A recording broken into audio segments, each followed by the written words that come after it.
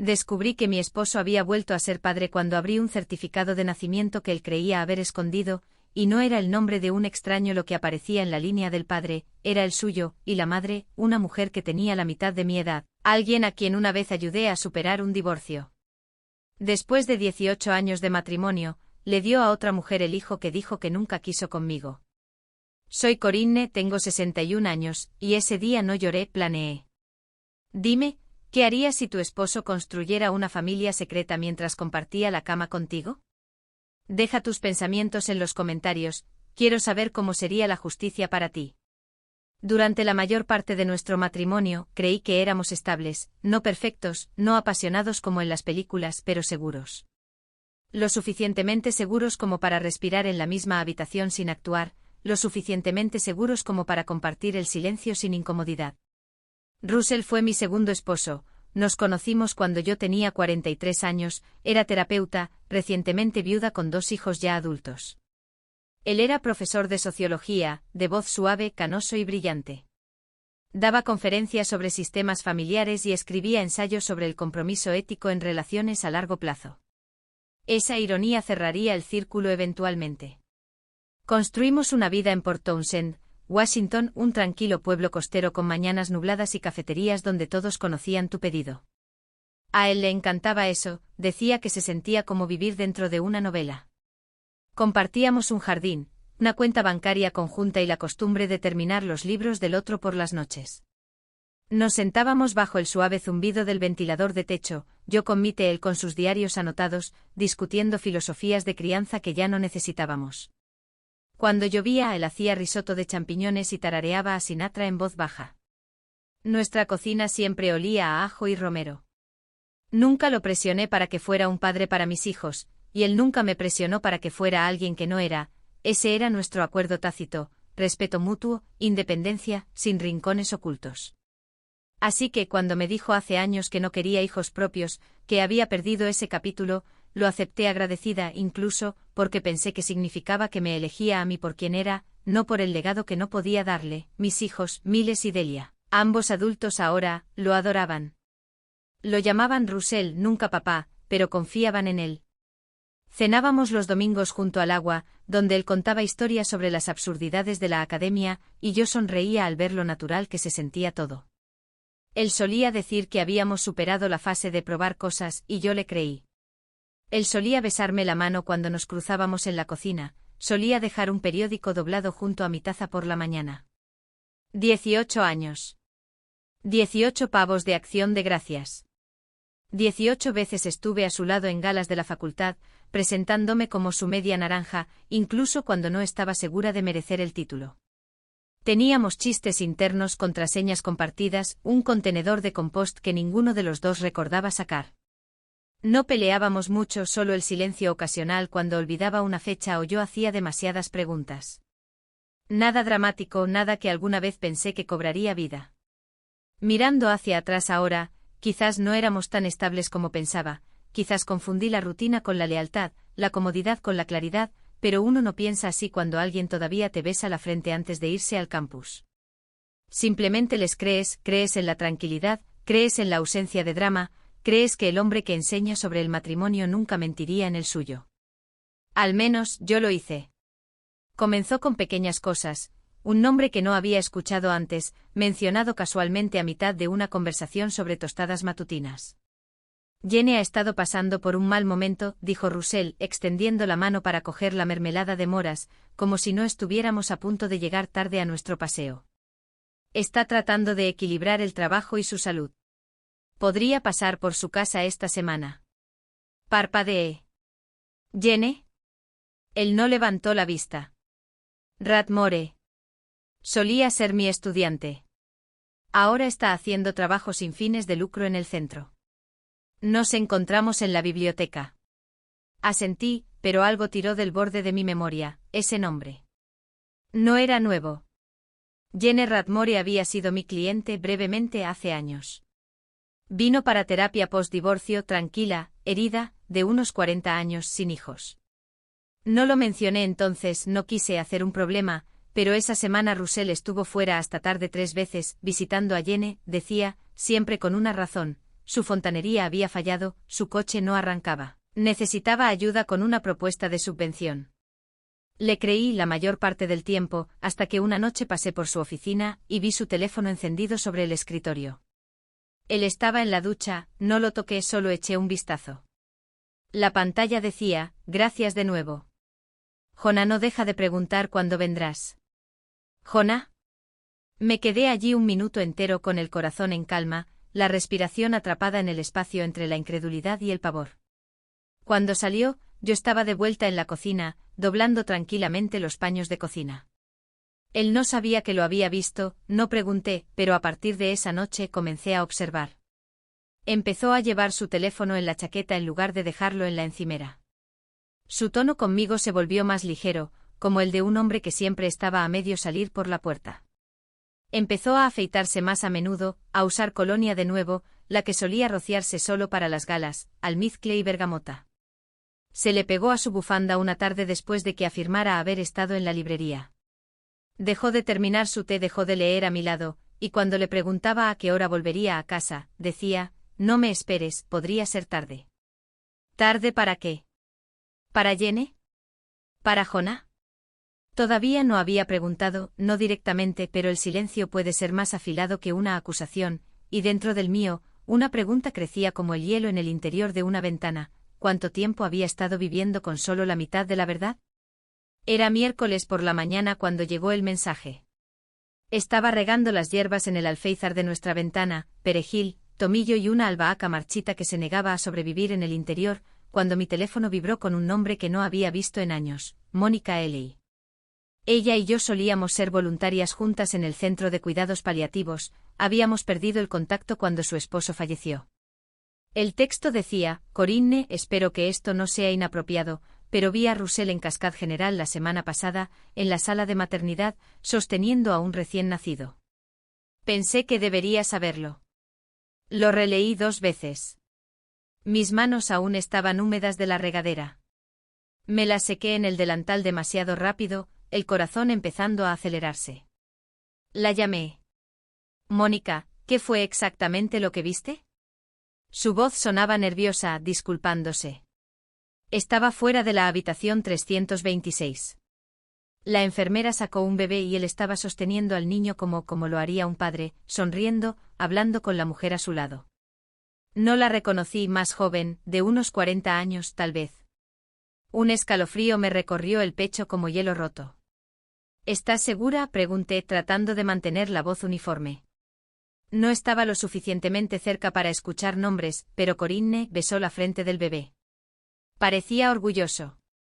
Le di las gracias, colgué, me quedé mirando la planta de albahaca hasta que mi visión se volvió borrosa.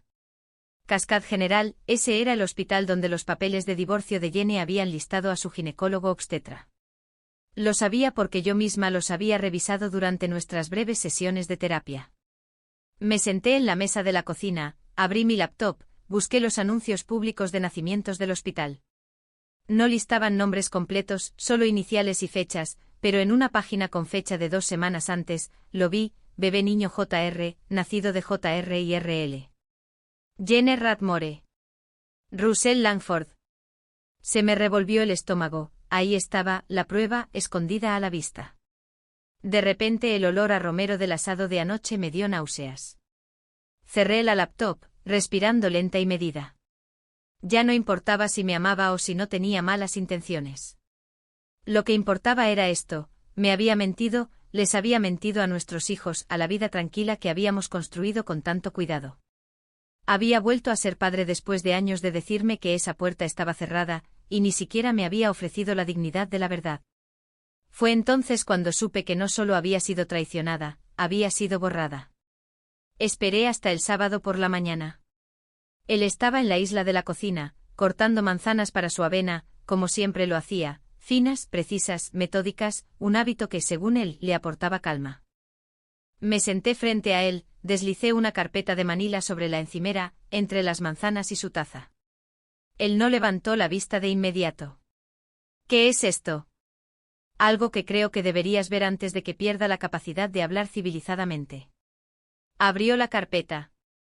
Dentro la captura de pantalla del anuncio del hospital, un mensaje impreso del texto de Mónica y una foto que yo había tomado de las antiguas redes sociales de Jenny, una imagen borrosa de ella sosteniendo un bebé en una habitación de hospital, la esquina de la chaqueta de Russell inconfundible en el encuadre.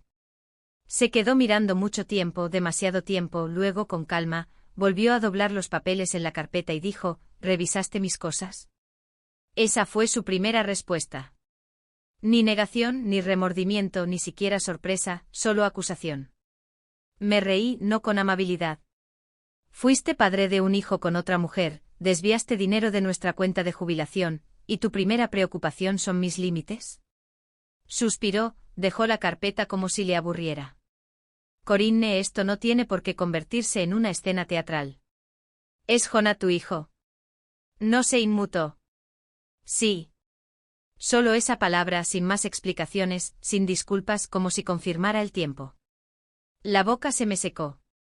Me dijiste que nunca quisiste hijos. No lo hice en ese momento. Las cosas cambian. ¿Las cosas cambian? ¿Eso es lo que le dices a tu esposa de 18 años después de construir toda una vida a sus espaldas? Su voz se agudizó un poco. No hagas esto más emocional de lo necesario.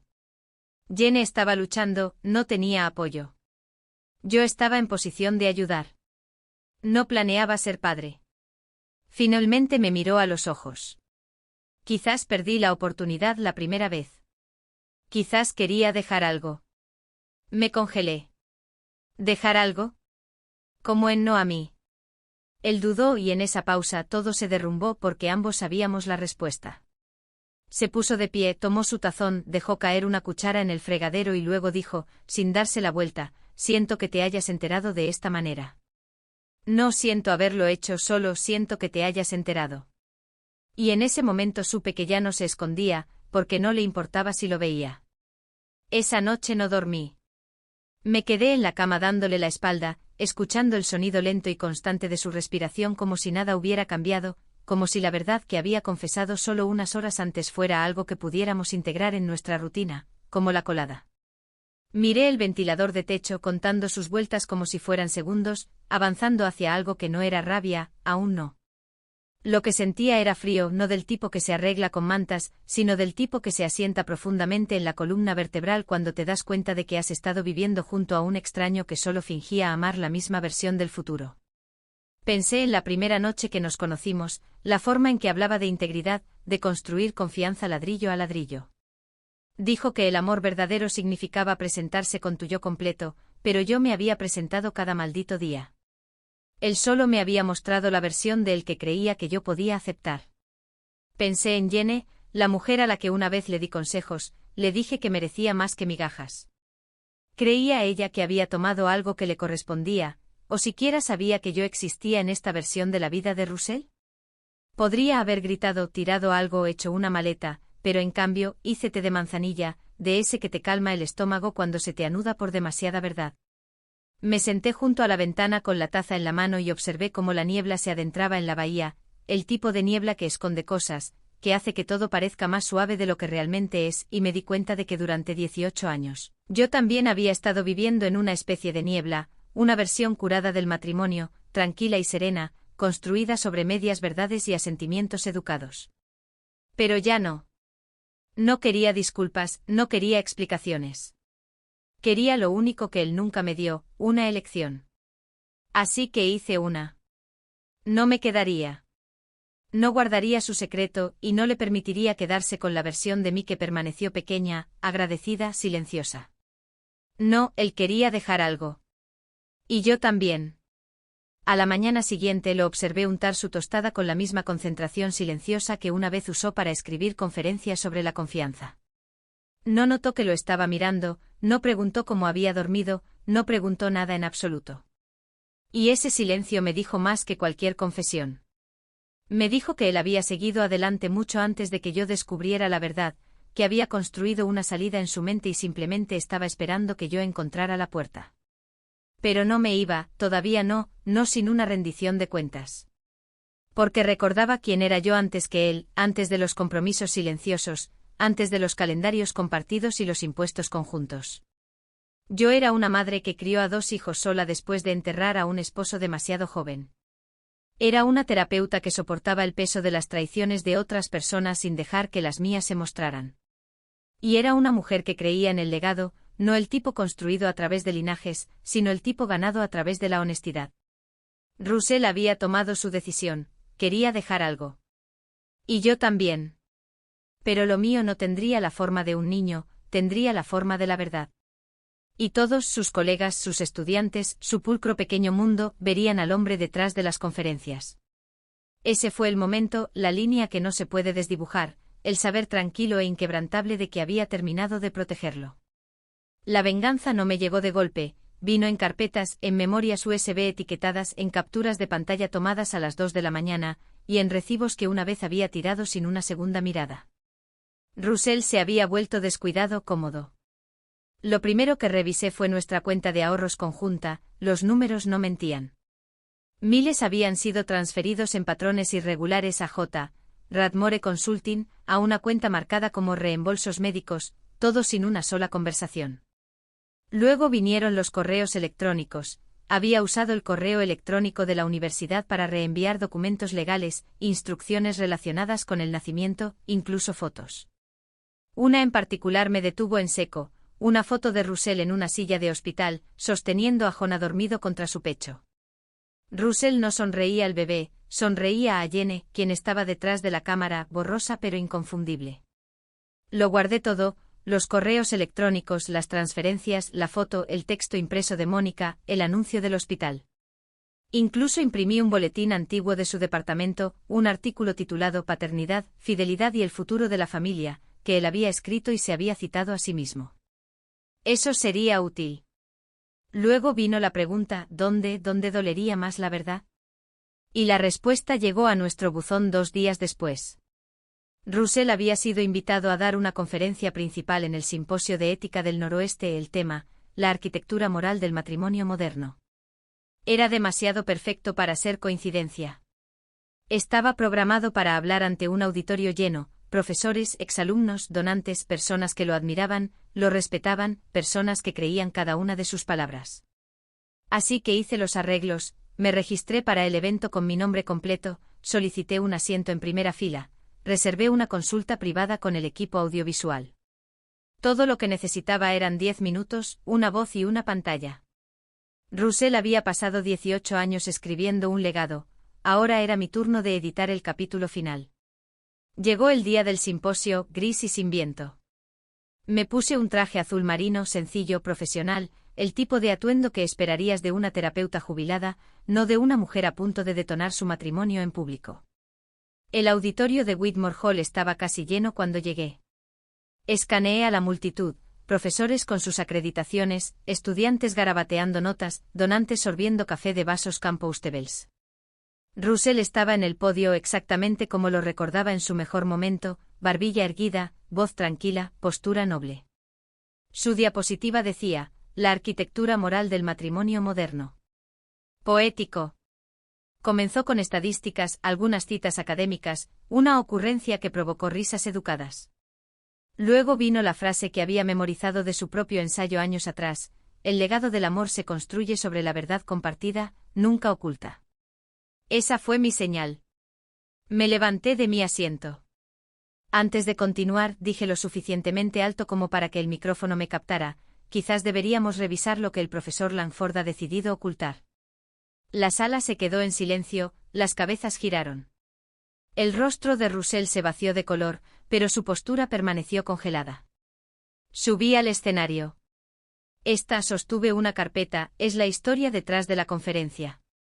Me giré hacia el proyeccionista, que había recibido mi USB 1 hora antes. Una foto iluminó la pantalla, Russell en la sala de maternidad acunando a Jonah. Jadeos, el susurro de papeles. Una mujer cerca del fondo se cubrió la boca. Siguiente diapositiva, una captura de pantalla del anuncio de nacimiento. Otras transferencias bancarias. Luego finalmente un párrafo de su propia escritura, enmarcado bajo la palabra hipocresía. No levanté la voz, no lloré. Simplemente miré a la audiencia y dije, durante 18 años compartí un hogar con este hombre. Él me dijo que no quería hijos, que el legado no requería sangre.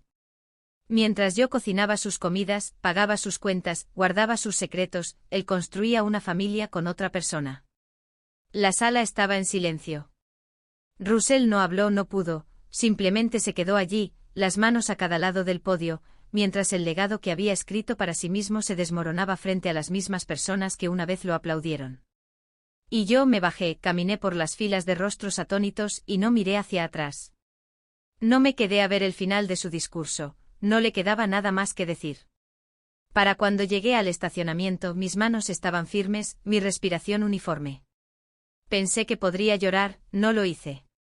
Simplemente conduje a casa con las ventanas bajadas, dejando que el aire de noviembre limpiara todo lo que se me había pegado durante demasiado tiempo. Al atardecer, la universidad ya había llamado. Una mujer del comité de ética con voz tensa y formal, confirmó que realizarían una revisión. El director del departamento de Russell envió un correo electrónico grupal a la mañana siguiente anunciando que el profesor Langford tomará un permiso de ausencia indefinido. Los estudiantes publicaron clips del momento en línea, no los vi, pero Delia sí. Mi hija llamó esa noche, su voz baja de asombro. Mamá, dijo, simplemente te quedaste ahí. Parecía que ya había seguido adelante. Así era. Russell no volvió a casa esa noche ni la siguiente. Cuando finalmente regresó 3 días después, no dijo nada. Se movía por la casa como un inquilino, empacando libros, desenchufando cargadores, doblando suéteres en cajas que ni siquiera había pedido permiso para usar. No se disculpó, no realmente, solo una frase cuando me pasó en el pasillo. Supongo que a esto lo llamarías justicia. No respondí, no porque no tuviera palabras, sino porque ya no las merecía. Una semana después recibí una carta de la universidad, un discreto reconocimiento. A Russell se le había pedido que renunciara a su puesto en la Junta de Ética Institucional. El golpe final, una declaración en el boletín de exalumnos que citaba la necesidad de reajustar los valores de liderazgo. En cuanto a Jenny, nunca me contactó, pero me enteré por una amiga que se había internado en terapia posparto en una ciudad cercana. A Russell se le vio allí una vez brevemente y luego no más. Los susurros no duraron mucho porque la verdad es que la gente como Russell no es recordada por sus colapsos, son recordados por lo cuidadosamente que construyeron el pedestal y lo de repente que se agrietó. No necesitaba aplausos ni simpatía, solo necesitaba lo que se me había negado durante demasiado tiempo, una voz. Y ahora que la había usado, no iba a volver a callar. La mañana en que se fue para siempre no dio un portazo, no suplicó, ni siquiera se detuvo en el umbral. Simplemente cargó 2 cajas por los escalones del porche, las colocó en el asiento trasero de su coche y se fue como si fuera un recado de un martes. Observé desde la ventana de la cocina, no porque me importara a dónde iba, sino porque quería presenciar el momento en que la casa exhaló, y lo hizo suavemente en silencio, como si algo hubiera estado conteniendo el aliento durante años. Cambié las cerraduras esa tarde no porque tuviera miedo de que volviera, sino porque quería sentir el sonido de llaves nuevas en mi mano, un peso que era enteramente mío. Esa noche, descalza en el pasillo, noté cómo el silencio se sentía diferente, no vacío, solo honesto. El divorcio fue rápido, limpio, clínico. El estado de Washington no requiere largas explicaciones cuando la separación es mutua, y Russell, para mi sorpresa, no luchó, no discutió por la casa, el coche o los fondos que aún quedaban en nuestra cuenta de jubilación conjunta. Quizás estaba demasiado avergonzado o quizás simplemente aliviado de no tener que seguir fingiendo. La única línea que objetó levemente fue cuando mi abogada solicitó una compensación por activos matrimoniales malversados. Él mantenía otro hogar, le dije al juez, sin mi conocimiento o consentimiento. Fue suficiente, un fallo a mi favor. La mitad de lo que se gastó en Jenny y Jonah fue devuelto a través de inversiones liquidadas que Russell tuvo que entregar. No toqué el dinero, lo doné discretamente a una clínica de asistencia legal para madres solteras. No porque la perdonara a ella, sino porque alguien necesitaba convertir ese dinero en algo que realmente significara justicia, porque la venganza, cuando se hace bien, no necesita aplausos, solo necesita dejar una cicatriz donde solía haber silencio. En las semanas siguientes, comencé a eliminar la huella de Russell de la casa, no con rabia ni ritual. Primero limpié su lado del armario, los trajes olían a cedro y a viejas conferencias.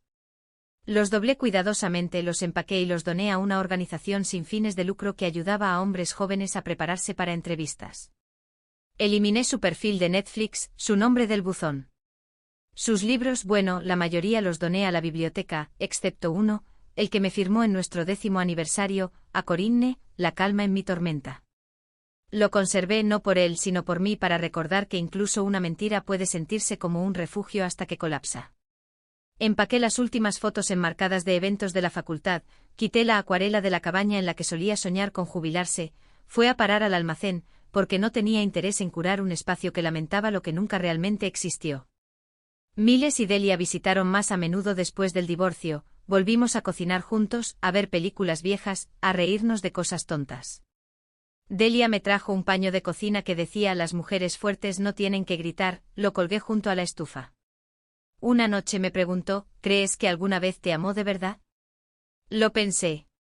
Creo, dije, que amó la versión de mí que necesitaba menos. Y ahora no necesitaba nada de él. Jenny nunca se puso en contacto, ni siquiera cuando la notificación final del tribunal se hizo pública, pero volví a saber de Mónica, solo un breve correo electrónico, ha vuelto a terapia, sobre todo sola. Él no la visita a menudo. No respondí, algunos hilos no necesitan atarse. El simposio publicó una retractación formal de la charla de Russell. Su departamento eliminó sus ensayos del programa, y cuando pasé por el campus meses después, vi su nombre despegado de la puerta de vidrio de la oficina, reemplazado por alguien más joven, alguien todavía idealista. No sentí triunfo, solo paz, porque la justicia no se trata de destruir a alguien, se trata de restaurar el espacio que alguna vez ocuparon para que finalmente pueda respirar de nuevo. La primavera llegó temprano ese año, el jardín floreció más brillante que en otras estaciones. Planté nuevas hierbas, arranqué el arbusto de romero, demasiados recuerdos aferrados a sus raíces. Empecé de nuevo con melisa y lavanda. Reorganicé la sala de estar, pinté el rincón de lectura de un verde pálido, volví a colocar una mecedora que había guardado en el garaje, no para sentarme a llorar, sino para mirar hacia adelante. Incluso volví a trabajar a tiempo parcial, no por dinero, sino por alegría.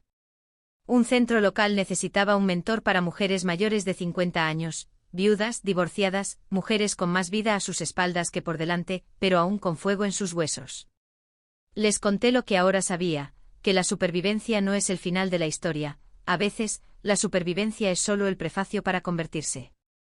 Y mientras estaba junto a la ventana, observando cómo se acercaba una tormenta por la bahía, me susurré a mí misma, no amargada, no rota, nunca fui su legado, siempre fui el mío propio.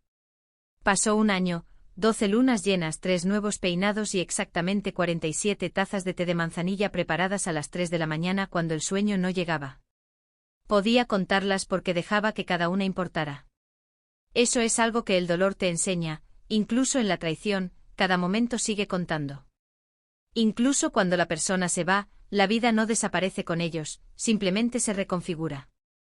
Mis días adquirieron un nuevo ritmo, no ajetreado, sino constante. Las mañanas eran para pasear por la bahía, las tardes para ser voluntaria en el centro comunitario, asesorando a mujeres que, como yo, alguna vez pensaron que habían pasado su fecha de reinvención. Hablábamos de cosas que la gente suele pasar por alto, cómo suena el silencio cuando es seguro, cómo se siente la fuerza cuando no necesita gritar, cómo el legado no es lo que dejas para los demás, sino lo que recuperas para ti misma. Una mujer, Lorraine, vino a mí temblando.